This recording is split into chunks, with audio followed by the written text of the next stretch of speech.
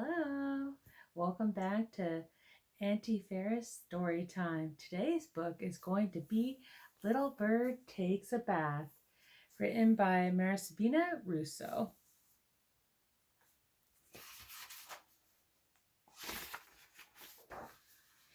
It was a rainy night in the city. Little Bird sat looking at the street below. He watched the umbrellas bobbing up and down. He listened to the taxis honk, honk, honking. He felt the thunder in his tiny wings. "I don't like rain," said Little Bird. "I don't like rain at all."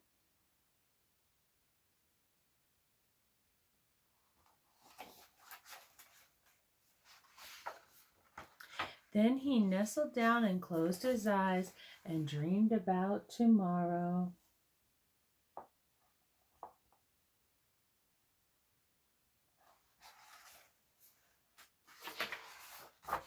In the morning, Little Bird woke up early. He looked out over the street below. No more umbrellas, no more honking, no more thunder. "Rain, rain, gone away," sang Little Bird, who always started his day with a song. "What a perfect day for a bath."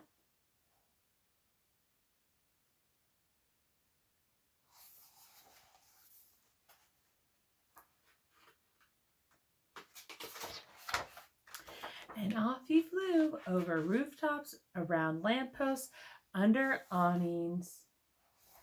Little Bird saw puddles everywhere. Some looked too big, some looked too small, some were already crowded with bathers.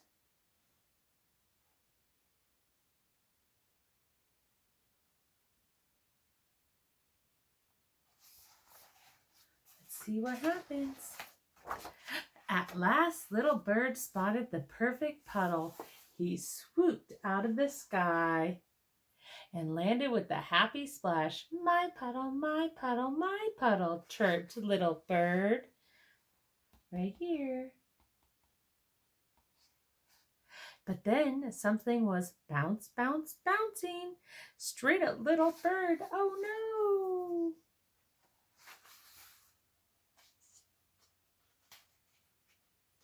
What was bouncing? He skittered out of the way. You see what was bouncing? The ball. Let's see what happens next. When it was quiet again, Little Bird hopped back into his puddle. "That was close," he cheeped. "That was oh so close." "Rub-a-dub-dub," sang Little Bird. But then something was flip, flop, flopping straight at Little Bird. Oh no! What do you see? He flew out of the way faster than before. It was someone in their flip-flops playing in the puddle. Little kid. Okay, what happens next? When it was quiet again, Little Bird hopped back into his puddle. "That was closer," he cheeped. "That was even closer." "Row, row, row your boat," sang Little Bird. But then something was arf, arf, orfing straight at Little Bird. Oh no! What can you think of the arfs? It's a dog, and he flitted out of the way as fast as he could. Good job, Little Bird.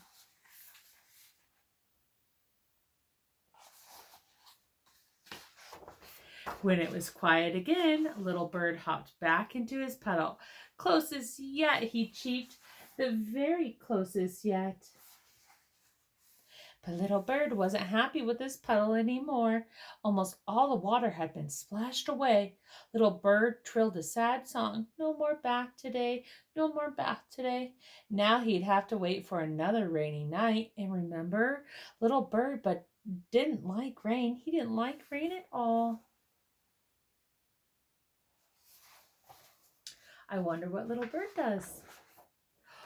Little bird flapped his tiny wings and started to head home under awnings, around lampposts, over rooftops. Look at him go. He's going through here. You see him? And around and up and all the way over here. And then, what was that? Shining, sparkling, and shimmering down below? It looked like a fountain, a splashy, swirly fountain, just the right size for little bird.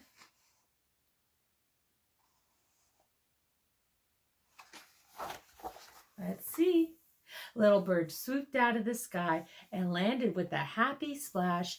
He shook and wiggled and fluttered his wings until he was clean as he could be. At last, little bird was ready to fly home. He saw the long shadows spreading across the sidewalks. He heard the loud buses rumbling down the streets. He smelled the sweet aromas rising from the kitchen windows. The sky was pink. There would be no rain tonight.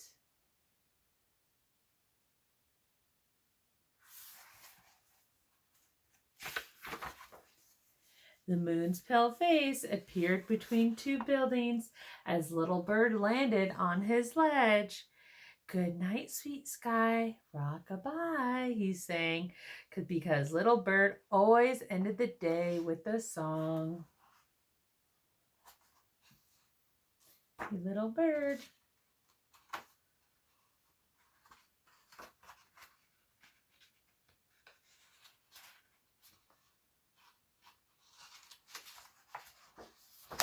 Then he nestled down and closed his eyes and dreamed about tomorrow.